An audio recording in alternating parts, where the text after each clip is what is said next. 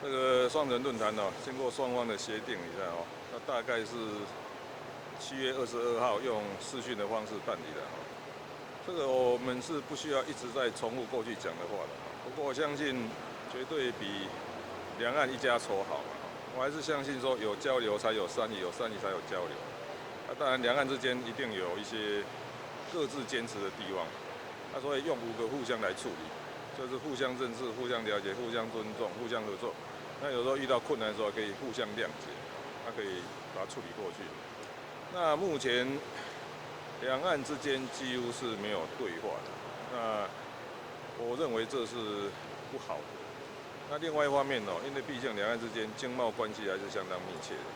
那在经贸关系这么密切的状态下哦，政治的对抗越来越高，还是不合理的。那所以我们还是在试着维持哦，两岸之间可以和平发展。那对抗本来就不好，那如果一直升高这种对抗的局势，我想是更不好的了。那这是我的想法，所以我还是主张说，如果在过去的基础之上哦，那可以维持交流就继续维持交流。这个是这样的哦，这个应该今年是第11届嘛，所以。双城论坛已经举办，今年如果要办的话是第11届了。我个人认内这应该是第6次嘛，所以既然都已经办这么久了，也没有理由去给他。180是一个对原来的目的是鼓励大家使用公共运输的，特别是有些年轻人他住在比较郊区，我说他已经花在交通的时间相当多，不应当再让他双重剥下，时间花得多，钱要花得多。所以当时这个1280的政策，你知道，也有助于整个城市的布局的规划。但是这样的哦，作为政府，你知道，它还是要管理的。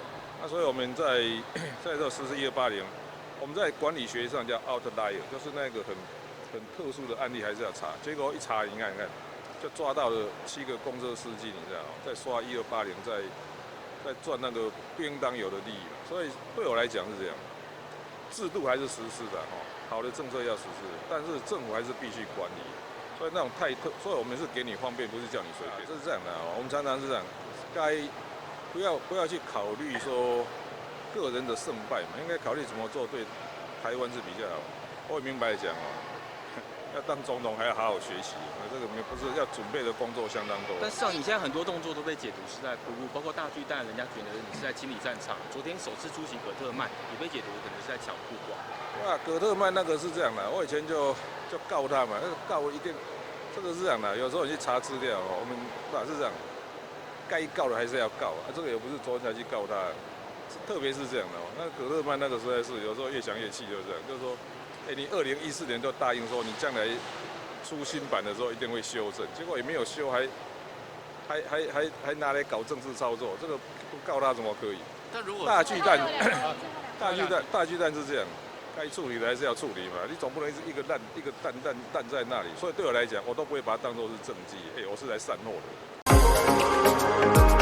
的。